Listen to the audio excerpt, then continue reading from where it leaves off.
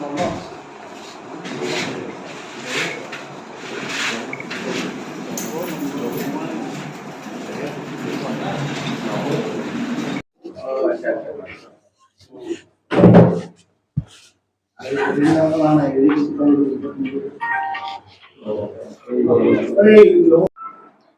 সন্ধিয়া এটা খবৰৰ ভিত্তিত আমি ডিফু পুলিচ ষ্টেচনৰ পৰা ধনচিৰি ৰিজাৰ্ভ ফৰেষ্টত আমি এটা চাৰ্চ অপাৰেশ্যন কৰোঁ আৰু সেই চাৰ্চটোত আমি কিছু সংখ্যক এমিনেশ্যনছ, তাৰপিছত 2টা গ্ৰেনেড, AK-47 এটা মেগজিন আৰু 3টা পিষ্টলৰ মেগজিন আদি কৰি কিছু ডেটোনেটৰ আৰু কিছু এক্সপ্ল'চিভ আমি পাওঁ।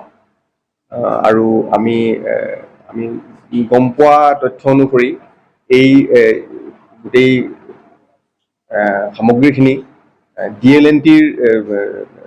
DNLTৰ বুলি আমি ভাবিছোঁ। এইটো তদন্ত অব্যাহত আছে এতিয়া।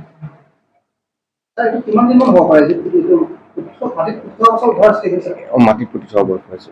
এইটো একজেক্টলি কোৱাটো টান, কিন্তু কিছুদিনটো হৈছে, কাৰণ কিছু ৰাষ্টিং হৈছে, কিছু বস্তুত মামৰ লাগিছে, আৰু একচুৱেলি বেছি পুৰণা হৈ গ'লে ঘামি যায় ভিতৰতো ঘামা আছিলে, ডেম্প আছিলে, গতিকে এটলিষ্ট 3-4 মাহটো মিনিমাম হ'ব।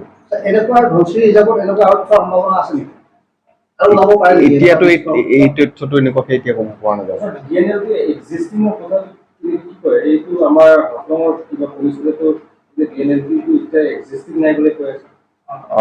আমি এই বিষয়ে হেৰি চলি আছো, কথা পাতি আছো।